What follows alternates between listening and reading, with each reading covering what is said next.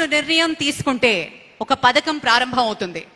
అదే ఒక దార్శనికులు నిర్ణయం తీసుకుంటే ఒక తరం భవిష్యత్తే మారుతుంది. అభివృద్ధిని పరిపాలనగా, పరిపాలనను ప్రజాసేవగా, ప్రజాసేవను రాష్ట్ర ప్రగతిగా మలిచిన విజనరీ నాయకులు. పరిశ్రమల ప్రగతి, ప్రజల సంక్షేమం, సాంకేతికత, సుస్థిర అభివృద్ధి, ఈ 4 స్తంభాలుగా నవ్యాంధ్రను నిర్మిస్తున్న గౌరవ ముఖ్యమంత్రి నారా చంద్రబాబు నాయుడు గారి అమూల్య సందేశం.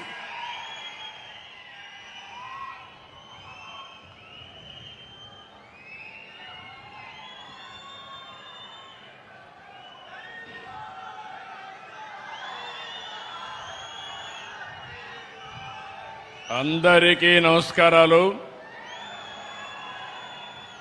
ఈరోజు పల్నాడులో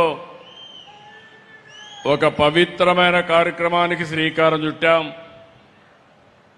ఈ పవిత్రమైన కార్యక్రమానికి కారకురాలైనటువంటి honourable union minister for finance and corporate affairs, government of India, గౌరవనీయురాలు శ్రీమతి నిర్మలా సీతారామన్ గారు, మీరందరూ కూడా గట్టిగా అభినందించవలసిన సమయం. ఇదొక హిస్టారికల్ ఈవెంట్. నిన్నటి వరకు పల్నాడు అంటే రోషానికే మారు పేరు. పలనాడు పౌరుషం నా జీవితంలో ఎప్పుడూ మరిచిపోలేను.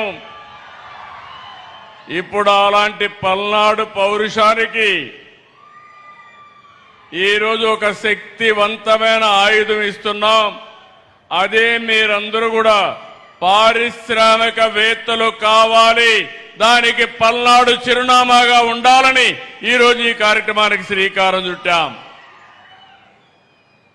సహచార మంత్రివర్గ సభ్యులు పయ్యావుల కేశవ్ గారు, దీనికంటే ముందు మీరందరూ కూడా గట్టిగా చెప్పాలి, భారత్ మాతాకి అంటే జై అని గట్టిగా చెప్పాలి. భారత్ మాతాకి. ఇంకా గట్టిగా ఆ స్ఫూర్తి రావాలి. ఇంత మంచి కార్యక్రమంలో మీలో ఉత్సాహం రావాలి. పక్కన ఎవరు నిద్రపోతా ఉంటారు, నిద్ర కూడా పోవాలి.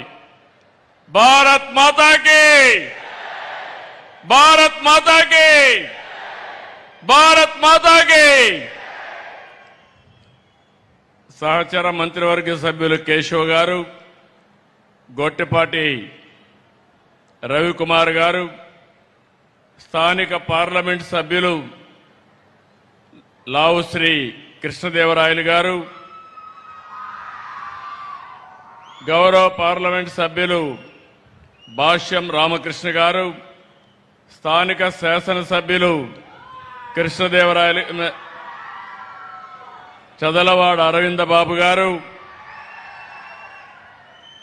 ఈరోజు వేదిక పైనున్న బ్యాంకర్స్ అందరికీ,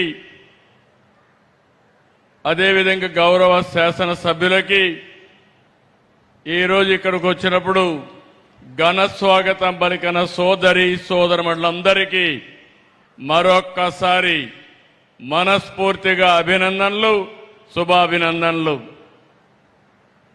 ఏ సంక్షేమ కార్యక్రమం అయినా, ఏ అభివృద్ధి కార్యక్రమం తెచ్చినా ప్రజల జీవన ప్రమాణాలు పెంచాలి. అప్పుడే సమాజం సమగ్రంగా అభివృద్ధి చెందుతుంది. ఈరోజు క్రెడిట్ అవుట్ రీచ్ కార్యక్రమాన్ని నిర్వహిస్తున్నటువంటి డిపార్ట్మెంట్ ఆఫ్ ఫైనాన్షియల్ సర్వీసెస్ని, ఎస్ఎల్బిసి, అదే మరి వివిధ బ్యాంకులన్నీ కూడా ముందుకొచ్చారు, ఎండీలు ఉన్నారు. వారందరికీ, జిల్లా యంత్రాంగానికి మనస్ఫూర్తిగా అభినందనలు. రైతులు, మహిళలు, యువ పారిశ్రామికవేత్తలు, విద్యార్థులు, కళాకారులు, వీధి వ్యాపారులు, స్వయం సహాయ సంఘాలు, ఇలా అర్హులైన ప్రతి ఒక్కరికి రుణాలు అందించడమే ఈ కార్యక్రమం యొక్క ముఖ్యమైన ఉద్దేశం. ఒకప్పుడు బ్యాంకు రుణం పొందడం అంటే చాలా కష్టంగా ఉండేది. ఇప్పుడు పూర్తిగా మార్పు వచ్చింది. ప్రజల వద్దకే బ్యాంకులు వెళ్లి మరీ రుణాలు అందించడం, ఇలాంటి రుణమేళాల్ని నిర్వహించడం గర్వకారణం.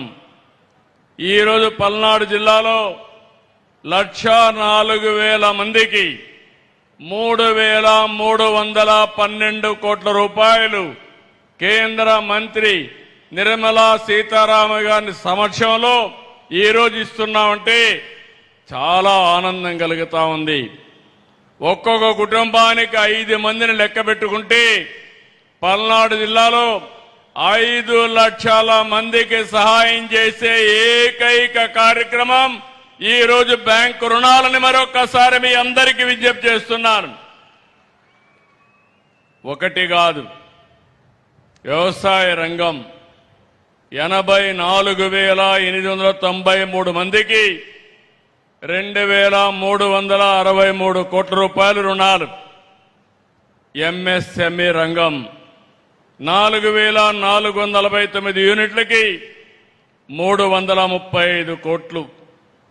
గృహ, విద్య, వాహన, సౌర విద్యుత్ వంటి వాటికి 15,228 ఖాతాలకి 624 కోట్ల రూపాయలు. వీటిలో వివిధ పథకాల కింద ఈరోజు 2,500 కోట్ల రూపాయలు లబ్ధిదారులకు ఇస్తున్నారు.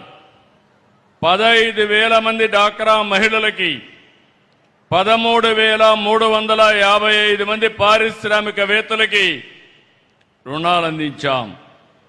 పిఎం సూర్య గారి కింద 8,574 కుటుంబాలకి 98 కోట్ల రూఫ్ టాప్ సోలార్ ఏర్పాటుకు సహాయం చేశాం. ఈరోజు బ్యాంకులు కేవలం రుణాలు ఇచ్చే సంస్థలు మాత్రమే కాదు, రాష్ట్ర అభివృద్ధిలో భాగస్వాములు.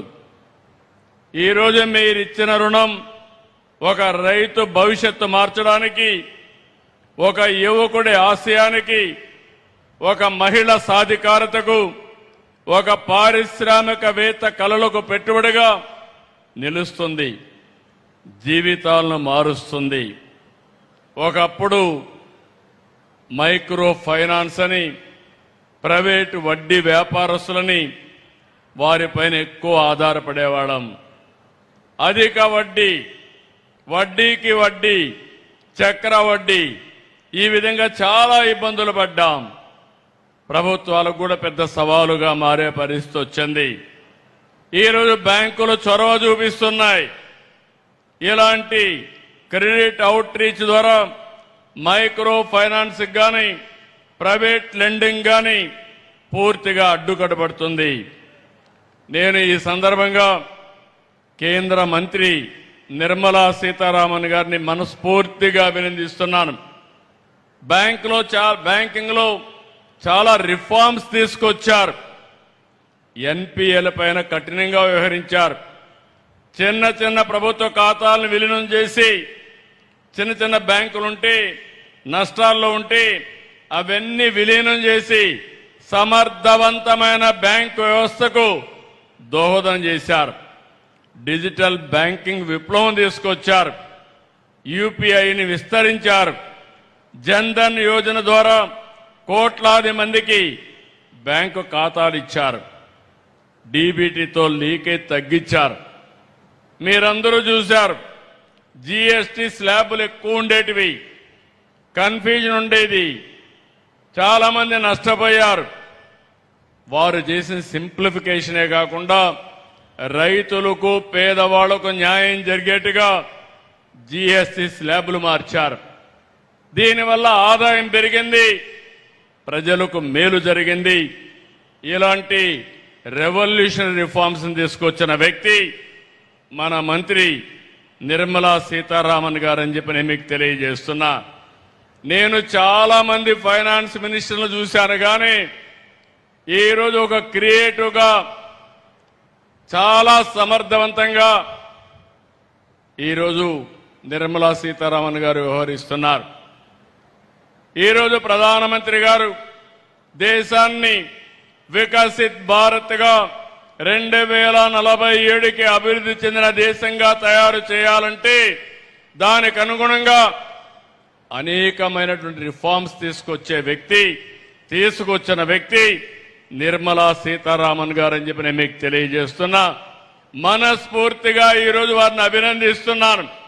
నేను ఒక మాట అడిగాను, ఈ మీటింగ్కి వెల్కమ్ చేస్తూనే రాబోయే రోజుల్లో 6 జిల్లాల్లో మీటింగ్లు పెట్టాలని వారిని అడిగితే ఇమ్మీడియట్ గా యాక్సెప్ట్ చేశారు.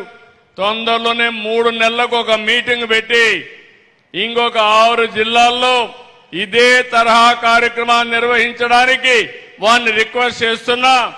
వారు వస్తారని చెప్పి కూడా ఆశిస్తున్నా. 2 ఏళ్లకు మునుపు అంతా చీకటి, విధ్వంసం. ఆ రోజు నేను గాని, పవన్ కళ్యాణ్ గారు గాని, ఇంకో పక్క నరేంద్ర మోడీ గారు ఒక ఎన్డీఏ ద్వారా మీకందరికి ఒక భరోసా ఇచ్చాం. రాష్ట్రాన్ని మళ్లీ పూర్వ వైభవం తీసుకొస్తామని చెప్పాం. చెప్పిన మాట ప్రకారం ముందుకు పోతే నేను 4వసారి ముఖ్యమంత్రిగానే ఎప్పుడూ చూడనటువంటి ఆర్థిక సంక్షోభాన్ని చూశాను. ఎక్కడ చూసినా సమస్యల సుడిగుండమే.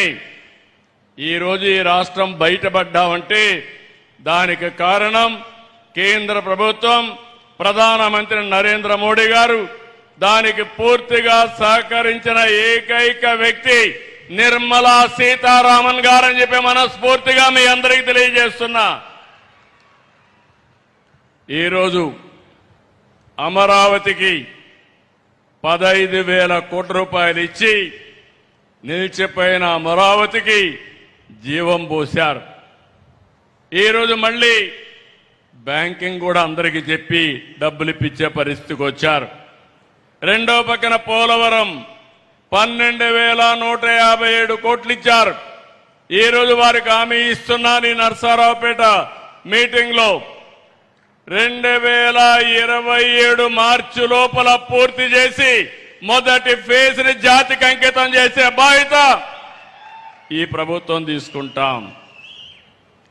తెలుగు వారి ఆత్మగౌరవంగా భావించే విశాఖపట్నం స్టీల్ ప్లాంట్ కి 11,440 కోట్లు ఇచ్చారు. ఇప్పుడు ఆ స్టీల్ ప్లాంట్ ని రివైవ్ చేసే పరిస్థితికి వచ్చాం. కేంద్రంలో సెంట్రలీ స్పాన్సర్ స్కీమ్స్ అన్ని కూడా డైవర్ట్ చేసి 90 స్కీమ్స్ ని రివైవ్ చేశాం. ఈరోజు జీరామ్జీ కింద 7,700 కోట్ల రూపాయలు వచ్చే పరిస్థితికి వచ్చింది. జల్ జీవన్ మిషన్ కింద 28,000 కోట్ల రూపాయలు తెచ్చుకోగలిగాం. రాయలసీమని హార్టికల్చర్ హబ్గా తయారు చేయడానికి 1,00,000 కోట్ల రూపాయలు పెట్టుబడులు పెడతాం. ఇందులో 40,000 కోట్ల రూపాయలు కేంద్ర సహకారంతో రుణం తెచ్చుకుంటున్నాం. కొంత గ్రాంట్ ఇచ్చారు. 60,000 కోట్ల రూపాయలు ప్రైవేటు పెట్టుబడులు వస్తాయి. ప్రపంచానికి ఒక గ్లోబల్ హబ్గా రాయలసీమ హార్టికల్చర్ లో తయారవుతుంది. ఇవన్నీ కూడా ఒక ఎత్తు అయితే వారి మైండ్ ఎప్పుడు కూడా క్రియేటివ్ గా పనిచేస్తుంది. చాలా సున్నితంగా ఆలోచిస్తారు, డీటెయిల్డ్ గా ఆలోచిస్తారు. నేను పోయినప్పుడు ఒకటే చెప్పారు, మీరు హై ఇంట్రెస్ట్ రేట్లు ఉన్నాయి, ఇవి తగ్గించకపోతే చాలా ఇబ్బందులు వస్తాయని చెప్పి 12-13% రేట్ ఆఫ్ ఇంట్రెస్ట్ ఉంటే వారి సహకారంతో 8-9%కి తెచ్చాం. దీనివల్ల సంవత్సరానికి 1,538 కోట్ల రూపాయలు ఆదా చేశాం. అది పూర్తిగా సాధ్యమైందంటే నిర్మలా సీతారామన్ గారు చూపించినటువంటి చొరవ, వారిని మనస్ఫూర్తిగా అభినందిస్తున్నాను. ఈ సందర్భంగా మనం ఒక విషయం గుర్తుపెట్టుకోవాలి. ప్రపంచం మొత్తం జియో పొలిటికల్ సిచ్యువేషన్, దీనివల్ల యుద్ధాలు జరుగుతున్నాయి.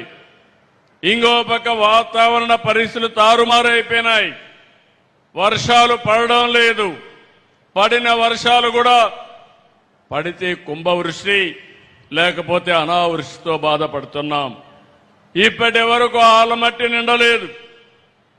కింద నుండి నారాయణపూర్ ఉంది, జోరాలుంది, తర్వాత శ్రీశైలం నాగార్జున రావాలి. ఈ సంవత్సరం ఆ ఛాయలే కనపడడం లేదు. గోదావరిలో కూడా చాలా వరకు వర్షాలు తక్కువై నీళ్లు రావడం కూడా తగ్గిపోయే పరిస్థితికి వచ్చింది.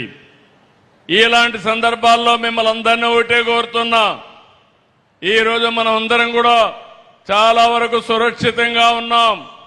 నేను ఎన్నోసార్లు చెప్పాను, ఈ దేశానికి నరేంద్ర మోడీ గారు ఒక సమర్థవంతమైన నాయకుడు, ప్రపంచం మెచ్చే ఏకైక నాయకుడు నరేంద్ర మోడీ గారు అని చెప్పి మరొక్కసారి ఈ మీటింగ్ లో మీకు విజ్ఞప్తి చేస్తున్నా. వారు నాయకత్వం ఇస్తే నిర్మలా సీతారామన్ గారు దేశ ఆర్థిక వ్యవస్థని సమర్థవంతంగా నిర్వహిస్తున్నారు. ఇలాంటి క్లిష్ట సమయంలో కూడా ఎక్కువ గ్రోత్ వచ్చే దేశం భారతదేశం. ఇన్ని సమస్యలు ఉన్నాయి. ఆ సమస్యల్ని అధిగమించడానికి అనునిత్యం కొత్త కొత్త ఇన్నోవేటివ్ ఐడియాస్తో ముందుకు తీసుకుపోయే పరిస్థితికి వచ్చారు. ఈరోజు ఇక్కడుండే ఆడబిడ్డలందరినీ ఒకటి కోరుతున్నాను. ఈరోజు నిర్మలా సీతారామన్ గారు ఒక ఆదర్శం, ఒక మహిళ ఆదర్శవంతంగా పనిచేస్తున్నారు. ఈరోజు దేశాన్ని సమర్థవంతంగా నడిపిస్తున్నారు. ఆ స్ఫూర్తినే తీసుకుని మా డాక్రా సంఘాలని 10 లక్షల సంఘాలున్నాయి, 1,10,00,000 మంది సభ్యులున్నారు. ఈ స్ఫూర్తితోనే 1 ఫ్యామిలీ 1 ఆంటర్‌ప్రెన్యూర్, ఒక్కొక్క కుటుంబానికి ఒక పారిశ్రామికవేత్త కావాలి. అది మా ఆడబిడ్డలతో స్టార్ట్ కావాలి. పోయిన సంవత్సరం 1,00,000 మంది ఎంఎస్ఎంఈలు పెట్టారు. ఈ సంవత్సరం 5 లక్షల మంది ఎంఎస్ఎంఈలుగా తయారు చేసే బాధ్యత ఈ ప్రభుత్వం తీసుకుంటుంది. దీనికోసం ఇప్పటికే మీరు ఒక్కసారి ఆలోచిస్తే దేశంలోనే నెంబర్ 1 గా ఉన్నాం.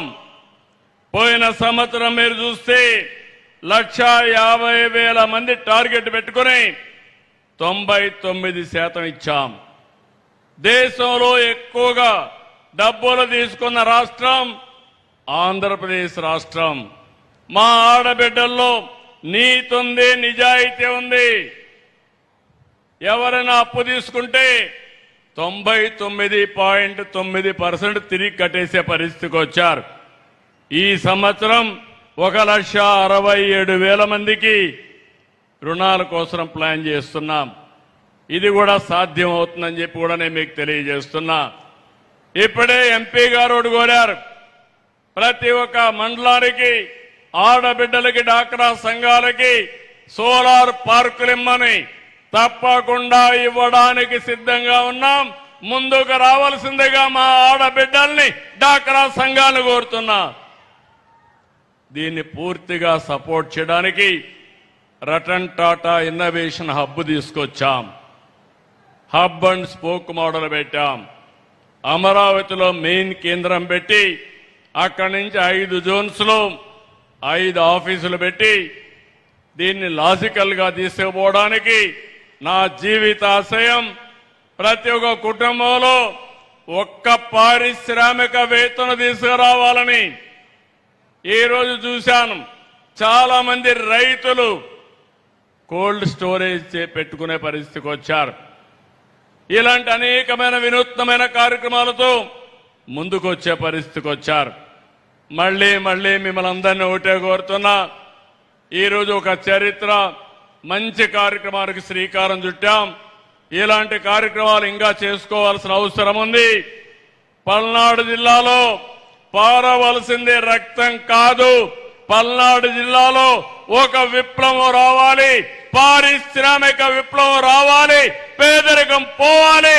దానికి ప్రభుత్వం ముందుంటామని మరొక్కసారి తెలియజేసుకుంటూ, కేంద్రం వికసిత్ భారత్ 2047, రాష్ట్రం స్వర్ణాంధ్రప్రదేశ్ 2047 కోసం పనిచేస్తున్నాం.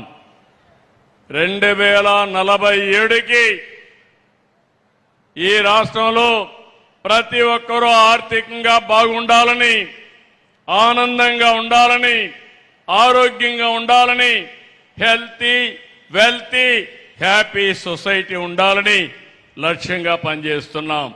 దీనికి అందరూ కూడా సహకరించవలసిందిగా కోరుకుంటూ మరొక్కసారి ఈ కార్యక్రమానికి వచ్చిన మిమ్మల్ని అందరినీ మనస్ఫూర్తిగా అభినందిస్తూ 1,04,000 కుటుంబాలని అందులో ఉండే 5 లక్షల మందిని మనస్ఫూర్తిగా అభినందిస్తూ ఈ రుణాల్ని సద్వినియోగం చేసుకోండి.